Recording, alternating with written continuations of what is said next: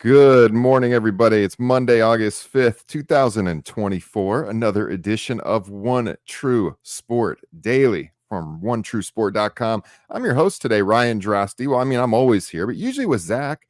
However, Zach is out on vacation this week, so I am lining up a list of guest hosts to join me each and every morning this week. And I got a great one for you this morning, you guys. It is the Top Rope Nation invasion because I have Mr. Jesse Velasquez. Jesse, welcome to One True Sport Daily for the first time, sir.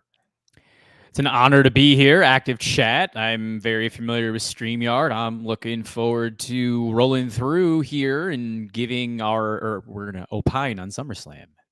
Yeah. Monday morning. I'm really looking forward to this, guys. Let us know what you thought in the chat of SummerSlam. This will be the first time on the show here that we've had a chance to talk about it. Of course, no One True Sport Daily over the weekend. And I actually didn't get to join our Top Rope Nation review because I was out of town. I actually just watched SummerSlam last night. I was up in Jesse's neck of the woods in Minnesota for my wife's class reunion.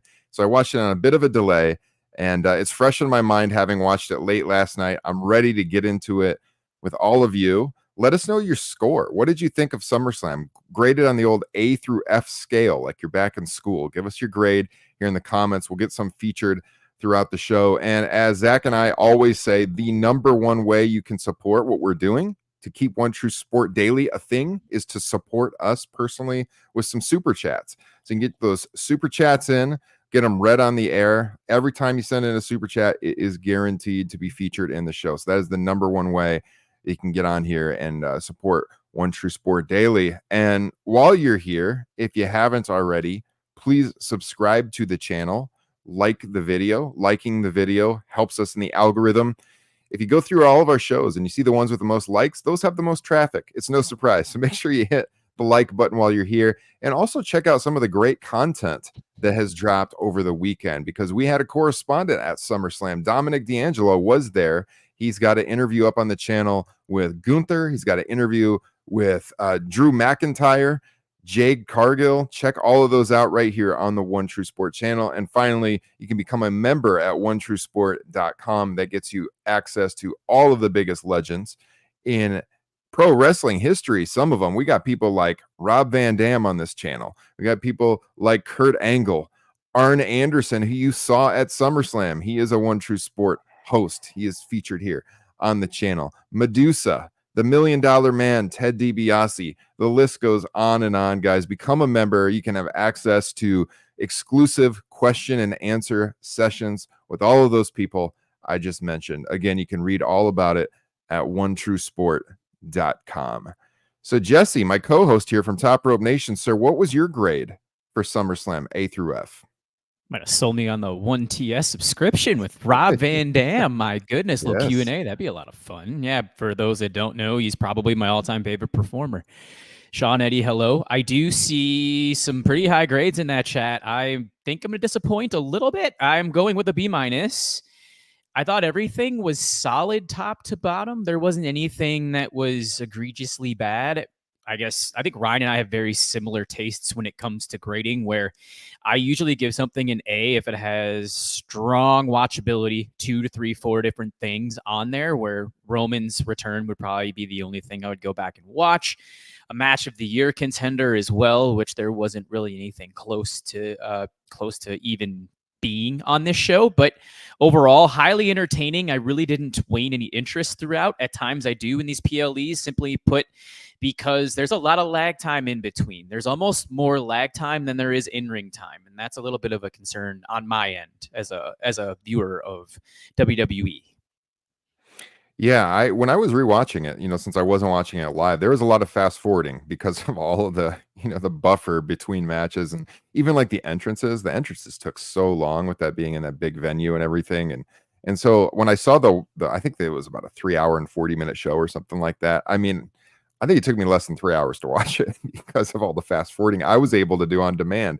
Yeah, I would probably be. I'm like a C plus B minus. People always think I'm a hard grader on this show too, but yeah, to me, like a C is an average show. So like a C plus is above average. Yeah, I never give anything an A unless there's like a match of the year contender, like you said, Jesse. And to me, there was no match of the year contenders on this. But it was one of those shows that was kind of filled with moments, and that's what they go for these days. You talked about this on the Top Rope Nation review that, that's kind of Justin also mentioned this, that the way they book today is not how they did 30 years ago. It's more about those short-term moments that pop the crowd. The crowd's just kind of waiting for the moments more so than maybe even, the great matches or anything like that. So this is like a totally different way to go about things. But yeah, the Roman return was clearly the highlight, or one of the highlights for me. We can get into the matches. I don't think we need to break down every single match. We can hit some of these very quickly. What are people saying in the chat before we go on? I see Eddie's very high on it. He's got it at an A. Sean saying a BB plus. Ben over from Twitter X, I think it was awesome. Andrew, he's got it at a B. Great chat today. Look at all of this support. Love seeing all these names in the chat. Got some of our regulars here as well. So yeah, it's I do like that the shows are a little bit shorter lately, although this was fairly long for a WWE pay-per-view of late. It feels like they've been going 3 hours pretty much lately. But, this being arguably the second biggest show of the year, I think it's fine that the runtime was a little bit longer. Greg in the chat saying Punk Drew was a mess. Let's start with that, because, that was, and I know for you too, Jesse, that was my most anticipated match easily going in. So, Jesse, what'd you think of the match? A tale of two matches. The first 5 minutes or so started out the way that it should have. Lots of old school, just clotheslines, punches, kicks. You could tell that these two were embroiled into something. And then it just kind of lost course for me, where Seth Rollins, he didn't necessarily... Yeah, I will say he overshadowed the other two just a little bit too much involvement. And then they started, I think the moral of this whole story was a bracelet towards the tail end. And in a blood feud, I guess it should come. CM Punk maybe just loves his sentimental stuff. I get it with AJ Larry and the whole nine, but I think for most of us over the last few months, we're looking for something a little bit larger. And maybe they're going to be foreshadowing that into October for Bad Bloods. Maybe they're going to kind of really start to bring everything out then. So again, tale of two matches. It just kind of lost its luster. And then Seth, for the most part, just kind of took a lot of the momentum away from the two, in my opinion. Very similar thoughts here. I thought it was distracting. They kept calling back to SummerSlam 97 going into this show. And they pulled the same spots even. Like they did that chair shot deal, and then he held up on the chair shot. Seth did. And it was right out of the SummerSlam 97 playbook. You had Punk out there in his Bret Hart trunks and everything, which, look, as a Bret Hart fan, I appreciate that. But they really leaned heavily into that. Even I heard you say this on the TRN review that they had Seth kind of even dressed like Shawn Michaels was. Now, Shawn didn't have, the bedazzled shirt, but similar with the pants and everything. And I remember in that match in 97, Shawn kept pointing at the patch on his referee outfit, and Seth kept doing that, during the match too. And the thing with it at SummerSlam 97 is Bret and Shawn was the dynamic that everyone was interested in. Bret had the title match against Taker, but it wasn't like Bret and Taker had this blood feud that had been going on for months and months and months, right? Now here, the dynamic is totally different because it's Punk and Drew that have the blood feud, and that's the match you really want to see. And so, yeah, he's got history with Seth too, but I felt like Seth just took away from it big time. He was just doing stuff during the match, like when he laid on the ropes and everything, to kind of detract from what these guys were doing. And yeah, I thought it started out good too, but overall it was kind of a mess. I agree with you. Why does CM Punk care so much about a friendship bracelet? It's just kind of, that's WWE booking, I guess. They really hone in on that kind of stuff, but it's just hard to buy that the straight edge superstar, this tough guy CM Punk, cares so much about this little bracelet, and it caused him to just lose it when Rollins had it on, and then he gives him the GTS, and then eventually you get the finish with the low blow from McIntyre, and then the kick, and then the pin. And also, why was Rollins reluctant to count the pin? That was similar again to SummerSlam 97, where Shawn is staring at Bret as he does the finish, and then he walks out and doesn't look back at the ring, just like Rollins did. at SummerSlam Saturday night. So that was all very similar. But again, it was because, like Shawn didn't want Brett to be world champion. Here, it's like, I don't know. Seth doesn't like either of these guys. So I don't know like why he's so disappointed to count the pin. I thought that it just was kind of nonsensical. So it did not live up to my expectations.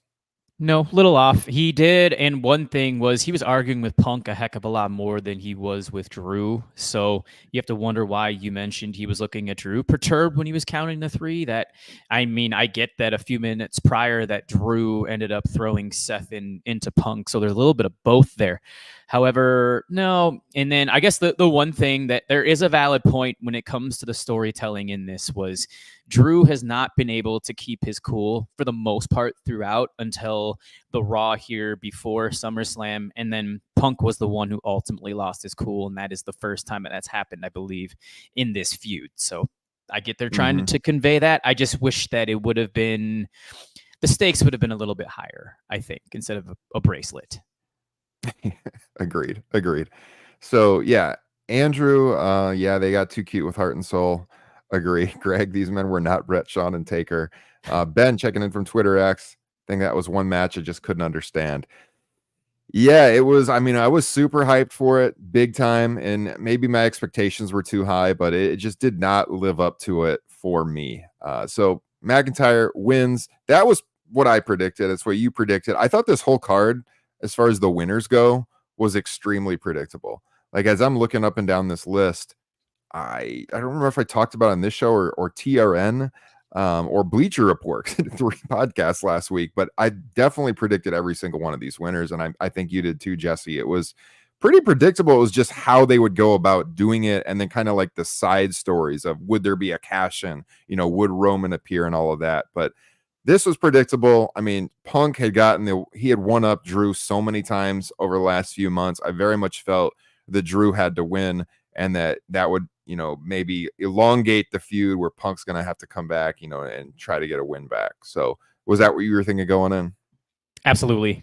Yeah. And I think what they're looking to down the road eventually is going to be Rollins and Punk, like I had mentioned before, just because Punk was the one who ended up getting injured, and we were going to roll into WrestleMania with Rollins and Punk. So they're going to continue this somewhere. I'm assuming Survivor Series. I'm going to go with that as my prediction. Yeah. I could see that for sure. I'm going to really quickly gloss over some of these others because in the interest of time, we're not going to dive in deep on every match. Nia Jax defeating Bayley. I thought that would be logical because they're going to tease this cash in now from Tiffany Stratton on her friend for a while. You could have done it last night. I didn't really think that they would, just because they want to have this be the story for weeks on TV. It gives them television content. Also because Tiffany, they just redesigned the Money in the Bank briefcase. They want to sell the merch. So, I mean, you can buy that briefcase now, so they're not going to have her cash it in already. So I thought that was, what was going to happen. Braun defeating Sami Zayn. That match only went a little over 5 minutes. It was a little shorter, I think, than they had allotted. I saw Fightful's report on this, that was, they had been given 10 minutes, but they only went 5:40. But Braun winning, I mean, that was very logical too. Jesse, you've been talking about this over on Top Rope Nation on the probable destination, perhaps, for Sami Zayn. What are you thinking there? Wrestling Gunther maybe down the line here for the World Heavyweight Championship, because he's the one that ultimately dethroned him, took away his 666-day reign of the Intercontinental title before this. So, and we've been clamoring this for a year or two that Sami should be in the world title picture anyway. I would like him to hold it. I just don't see that coming down the road anytime soon for him, unfortunately. But Gunther ultimately is deserving of it. Yeah, no, absolutely. I mean, they got the built-in story. Sammy's beat him before. Now he can come out and say, I want a shot at you because I'm one of the few guys that have beat you. Makes a lot of sense. We were kind of thinking, I know we talked about this on TRN, that one of the reasons we thought Braun came up short in their prior match was just to give some more time until Gunther won the title, and then Sami can be that challenger very early on in his reign. So I think everybody thought Braun would win. So that was very predictable as well. Maybe not in a bad way, because I mean, I think Braun should be the IC champ at this point in time. LA Knight defeating Logan Paul. I also thought that would happen. I mean, Logan Paul, look, he's a crossover star. I understand him being, the champion. It's very good for at the stage of his career that he's at right now. Maybe not so good on social media. A rough week for Logan Paul, but especially with all of that happening, it's like, yeah, they're definitely going to take the title off of him. And it just made logical sense. LA Knight has been a hot star on the brand for a year and a half, and they haven't really done too much with him. It's time to strap him up. So I thought that this would happen. It did. Jesse, you have any thoughts on that match, US title match? Yeah, the LA Knight started a year ago at SummerSlam when he won the Battle Royal. And then I was at the Raw after last year when I think he started the feud with Miz, and he got the loudest crowd response by a large margin. And that included Cody Rhodes was on this card as well, too. So, yeah, I really enjoyed the match. And, yeah, Logan Paul losing the title couldn't have happened to a nicer guy. Well said. Eddie said Logan Paul doesn't need the title. It's true. No. He doesn't really need the title right now. I agree. 2 defenses in 270 days. What happened to the old rule where you had to defend it every 30 days or get stripped? What has happened to this promotion, Jesse? At least it's only with the lower cards, or just that lower card title. They've actually, ever since Roman lost it, Cody's been defending pretty regularly, and Damian Priest the same. Yeah. Yeah, so I mean, yeah, it was a good match. It was a pretty good match. It was a big superplex spot. I enjoyed it. I thought it was a good match. Liv Morgan and Rhea opened, and this was also one that we've been talking about for weeks, ever since Rhea came back, and it really wouldn't make sense to have Rhea win it right away. You want to get some more mileage out of this feud. I thought that they would hold off on Dominic's full turn a little while longer. My prediction going in was that he would cost Rhea the match, but it would be something where he could pretend like, oh, I didn't really mean to do that, kind of thing. They went for the full turn here. The first interference that he was involved in, I thought that was going to be it. And it was like, oh yeah, there it is. And they can play like he doesn't know what he was doing. But then in the end, he very much purposely cost Rhea the title. He goes off with Liv. They make out in the aisle. And the dissolution of Judgment Day is now the story, as we'll see later with Damian too. What did you think of this match, Jesse?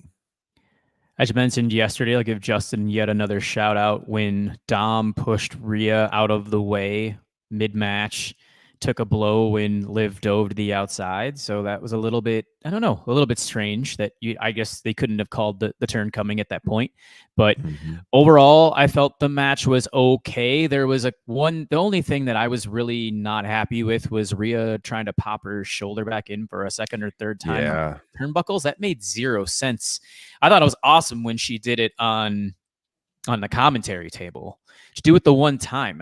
You really couldn't see any discoloring or disfiguration or anything out of joint when she was in that arm bar, so it didn't make sense for that spot to take place. Whereas the other one, you could sort of see that Rhea's shoulder had taken some pretty considerable damage. Yeah, I agree. The first time was cool because I that's not something I've seen too much. I'm like, oh, okay. And then when she kept doing it, I was like, all right, it's kind of lost its luster here a little bit. But yeah, I thought the right decision here and who went over. They'll get it to Rhea eventually, but they can play on this story for a little while yet. Let's go to Gunther and Damian Priest. So, coming into SummerSlam, this on the surface, at least for months, had seemed like the most obvious decision. Whereas, look, Gunther is this guy. We've been talking about him being world champion for a year now. He had the long reign as IC champion. He's definitely going to win the title. No question. But then to Damian Priest's credit, in the last month or so, he has really gotten himself over with the crowd. They've got that WWE 24 premiering today on him, by the way, that they advertised during the show. So check that out if you have Peacock or the network. He has really impressed me. We were very vocal when he won the title on the cash-in that we really like the guy, have liked him since ROH. We talked about this on Top Rope Nation. But he just didn't seem like a world champion for right now because he was so far down the pecking order. But to his credit, working from behind, he got himself over with the crowd, so much so that he turned into a babyface and the crowd bought it, and they were really getting behind him. And so you could make the case even that maybe you don't take the title off of him, or maybe you swerve people who are expecting it and you do it at Bash of Berlin here in a few weeks. They did do the title switch, which I can't fault him for because Gunther's great and there's a lot of baby faces for him to work with. I think for Priest as a babyface champion, there's way less heels for him to work with. I do think Priest should get the title back down the line. I think he proved that he can hang. I would love to see them do another PLE in Puerto Rico and have him win the title down there, because that Backlash show down there, man, that was such an awesome crowd. And if he does it down there, as the hometown guy, that would be an incredible sight. So I'd love to see him do that down the line. I think he should be world champion again, but I can't fault him for Gunther here, Jesse. What did you think of this match, and what did you think of the end with Finn Balor's involvement? Selfishly, I would have liked Gunther to have gone over clean and pretty much done almost everything that they did in this match, because it was so physical, and Priest proved that he could hold his own. I mean, he was chopping Gunther so hard that a blood vessel broke in his chest. You could see the blood draping down his pec. It was a pretty awesome visual. So with Finn Balor's involvement, you could kind of see that coming with the beginning of the show when Damian came in and was wondering, like, how could Dom screw Rhea that way? Balor interjected. They apologized right before the match. Balor said he'd be there. There was also a callback last year, and this could be brought up tonight, where Priest inadvertently cost Balor the title last year at SummerSlam when he was going to go for the coup de grace, but Priest had his Money in the Bank briefcase on the outside, just kind of glaring at him. Seth took advantage and ended up winning the match with the curb stomp. So they could play that story, Finn being jealous. Obviously, we have the right champion. We're probably going to see Priest and Balor feud for a while. Let Damian be the person to come up there. You could give him a rematch down the line. Or like you said, if they go to Puerto Rico, why not put the title back on him? That'd be a huge moment. Crowd would go crazy for it. Yeah. Eddie in the chat, he's saying, I would keep the title on Gunther until Mania 41 and have Braun beat Gunther. I mean, Braun's obviously the up-and-coming star. It would depend on the dynamic of where they're at face heel at that point in time. But, I mean, I could definitely see those two guys having a huge match down the line. So, yeah, Jesse, here's a question for you from Eddie, who is a One True Sport member. He says, Jesse, would you have had Gunther go over clean at SummerSlam and have their rematch in Berlin where Finn could have done the turn? That was brought up as well on our Top Rope Nation show yesterday, was Gunther going over clean, Balor turning, but they were thinking more along the lines of Raw here tonight as opposed to Berlin. So I think from a who should his first opponent be perspective, you have a couple of options you could go with. Like we mentioned, Sami Zayn being number one, because I think Priest and Balor will be tied together. And then another option that was brought to the table yesterday, in spite of the fact that he's been booked a little bit inconsistently, is Ilya Dragunov, because you're going to get the Gunther and Dragunov to reignite their feud in Europe, where I'm sure there's going to be a huge crowd response for both of them as opposed to here in the States. And it's going to be a top flight match. So it's going to pander to folks like me. I'm going to love it. I automatically know that. So I'd say either one of those two directions. So I don't think I would have had Balor turn at Berlin. Yeah, I like that Dragunov idea because the European crowd will be and the European crowds are always great regardless, but imagine that match. That would have super heat. I think that's the way to go for a show that's overseas already. I like that a lot. So, yeah, and I mean, Eddie mentioned Braun got lots of cheers. I think eventually probably the crowd does get behind it. I could also see the crowd getting behind Gunther. I mean, there was some people cheering him last night too, just because he's so incredible at what he does. It's going to be really interesting. But yeah, I mean, to the point, again, there's a lot of options. I mean, imagine a world where Damian Priest retains. And you're like, who's he work with now? There's not really, if they were going to like cast Gunther to the side, which of course would be insane. But if they were going to do that and they're like, all right, who's he feud with next? They don't have as many options. There's a lot more options for Gunther. Yeah, they'd have to shoehorn Drew back into it again. And I think with all the chances that he's had, I don't know if you could necessarily go that route. Here's the weird thing about Braun. I'll be quick on this one. He had an interview in between Cody Rhodes and Triple H on the post show where he came off very humble, kind of out of character, like, oh shucks, I'm just happy to have this crowning moment. So maybe he could turn at some point in time, as opposed to he's just kind of sneaking up on people and beating them up. Never know. Yeah, I could see it for sure. And Eddie mentioned Gunther and Dragunov have that history. Of course, I mean, a match of the year contender back in the NXT UK. So Yeah, I could see him going that route. I like that a lot. Lastly, before we preview Raw here briefly tonight, of course, was the main event. I think we've touched on everything else. So Cody defending against Solo Sikoa. Big problem with this match I had, Jesse, was with the bloodline line rules. You know, you get those two out there by themselves early, and you know the interference is coming. So it's just kind of like nothing matters until they get there. They had an almost 30-minute match. This match was way too long. And a lot of the points I've been making, both on our podcast, here, Bleacher Report, is that Solo Sikoa he doesn't belong in the main event scene. No matter what they have done to try to get him over, and to their credit, they have tried, but they haven't focused on him in months. And then when they try to heat him up on short notice with this new bloodline, he doesn't feel like a top tier star. He doesn't feel like he belongs in there for the world title. They tried on commentary to put over like, oh, this is a guy who's beat John Cena. This is a guy who's beat AJ Styles and Kevin Owens and all this stuff. But like most of those matches were last year. They were months and months and months ago. It wasn't like this happened recently. The guy, I mean, I've said on the show many times, it's like 3 singles wins in the last year on television, which is insane for this guy to be in the world title match at the biggest, it's the second biggest show of the year at SummerSlam in a stadium. And I thought the match reflected that. Anytime he was on offense, the crowd was dead silent. It was like they were waiting for the interference too. There's times where it just kind of seemed like he didn't know what to do. It was not a very good match. The interference and like the moments that they were creating there were fine. And then, of course, the big one when Roman came back, I thought was awesome. The match itself, though, Jesse, I did not think was very awesome. Nope, you and I are in agreement in all of the exact points you made. Owens is the only person that I believe Michael Cole mentioned on commentary that Solo has beaten this year. Yeah, like June on SmackDown, right? Yep, that's it. I mean, it just kind of shows. I've seen some Temu bloodline signs out there, which are kind of funny. So, yeah, now we're getting Roman back, who is the true leader of what was once the most dominant faction in quite a long time. So, I think this is obviously going to turn into a civil war at some point in time. They're teasing it. Roman even just teased just looking at Cody and then walking away. He's like, I'm not doing this to help you. I'm doing this because I've been getting poked fun at. Or Jacob's been Solo's been the one that's been trying to upstage me and talk trash about me.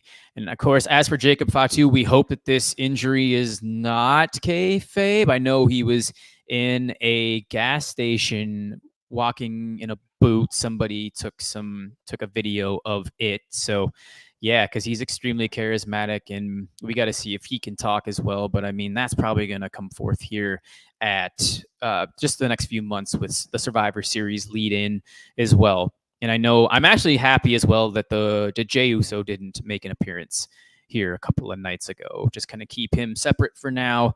You can reintroduce these people over the course of the next month or two. Yeah, no, agree. Yeah, so Jacob Fatu did that splash through the table, and then he was really selling his leg afterwards and throwing stuff around. Seemed legit. It apparently was somewhat legit. I read on Fightful that was the spot was always planned that he was going to sell his leg. That was part of it, but it seemed like it went beyond that. And as you mentioned, the walking boot at a convenience store. I mean, that's not a place people think he's going to get photographed. So it's not like you would do that just trying to get a picture or something. So I think that was legit.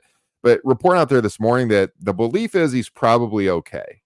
So it's not going to be like a long-term injury. So hopefully, anyways, Jacob Fatu, because he's been the real star, and like our chat's talking about right now, he would seem to make sense as the eventual leader.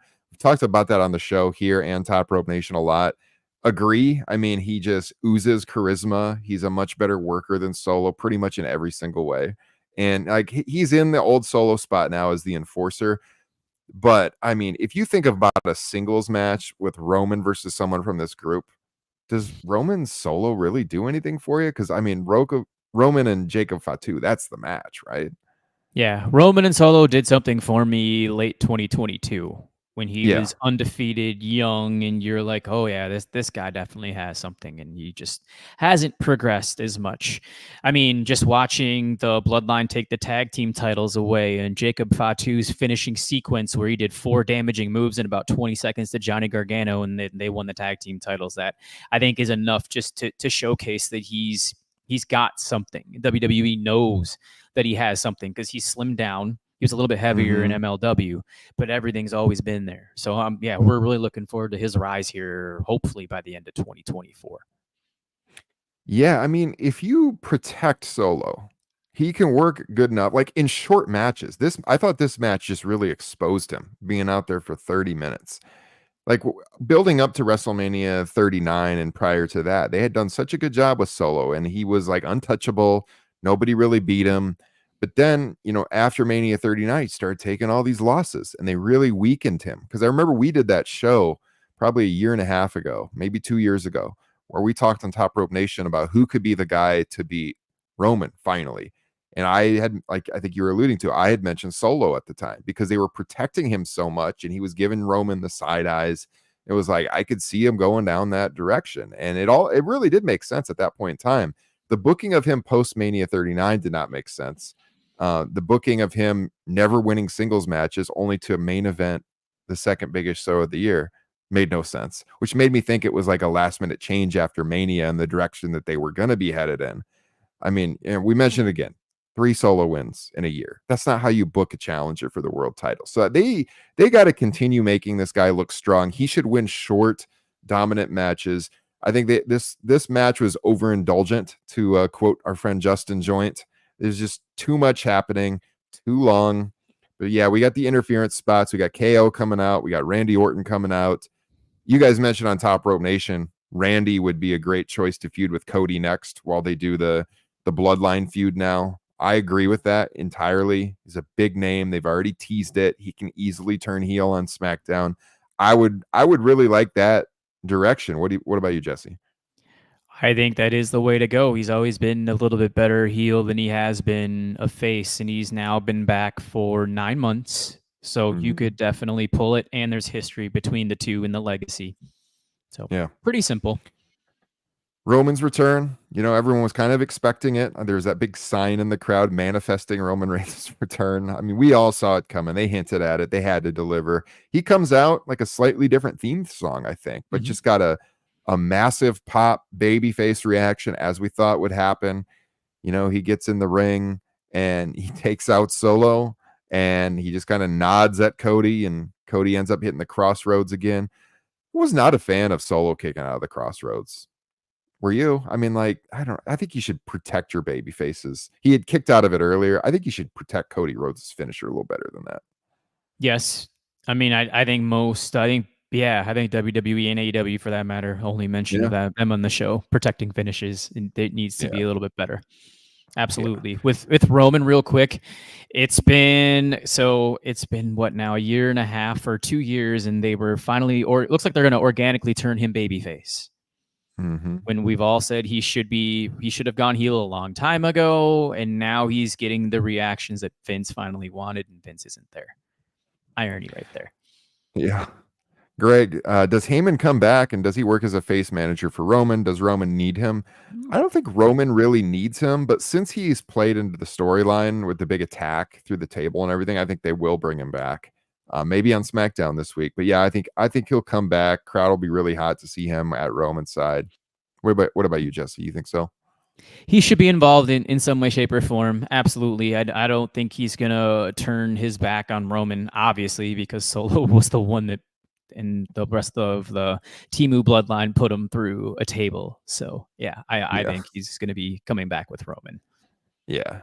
So look, I was super excited to see Roman. Great to see him back on TV.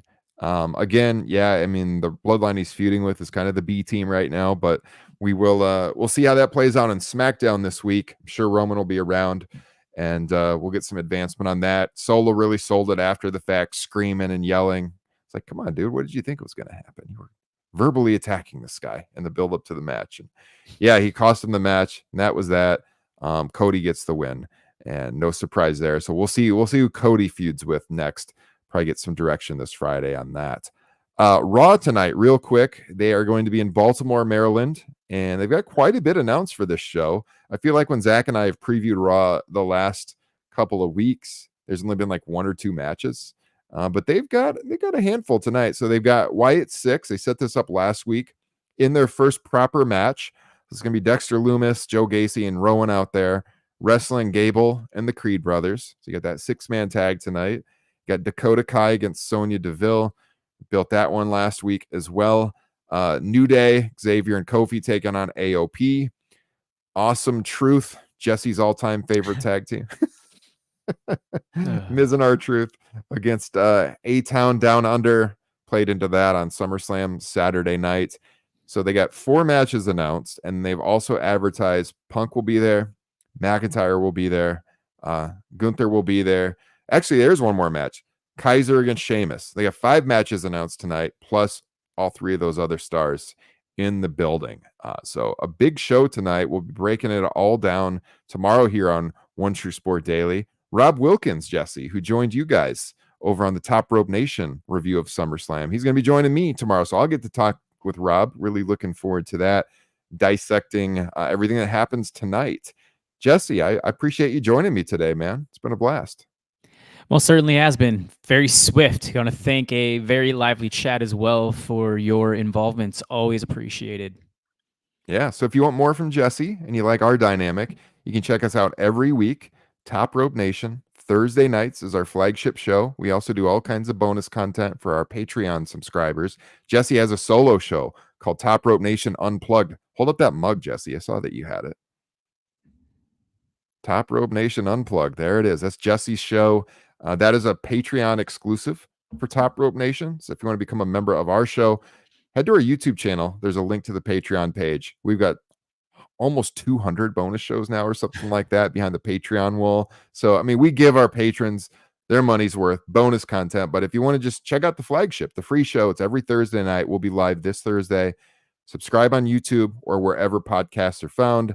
Jesse, you got anything you want to promote? Anything upcoming? Episode 150 TR and Unplugged about a week from now, where it'll be myself, the 2 co-hosts with me, Ryan, as you see, and then Justin. We're going to just kind of discuss the origin stories of not just my show, but also theirs.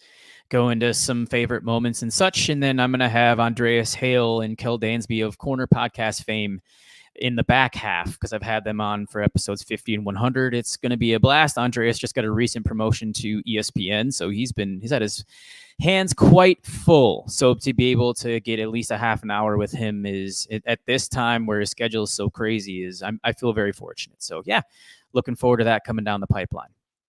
Very nice. So yeah, check it out. Top Rope Nation. Follow Jesse on Twitter at Jesse C. Velasquez. You can find me at Ryan Droste and our show at Top Rope Nation. And then lastly, please subscribe to One True Sport as well. Of course, this is where you're going to get access to those legends. We got content every single day. I mentioned those 3 interviews that Dom did over the weekend at SummerSlam. Check those out right after we go off the air here, right here on the channel. Dominic D'Angelo interviewing Drew McIntyre. Dominic D'Angelo and interviewing Gunther. Lots of good stuff happening here at One True Sport. So I'll be back tomorrow morning. Looking forward to it. It'll be myself and Rob Wilkins. We'll catch you all then. Enjoy Raw tonight, everybody. Take care. See you tomorrow morning.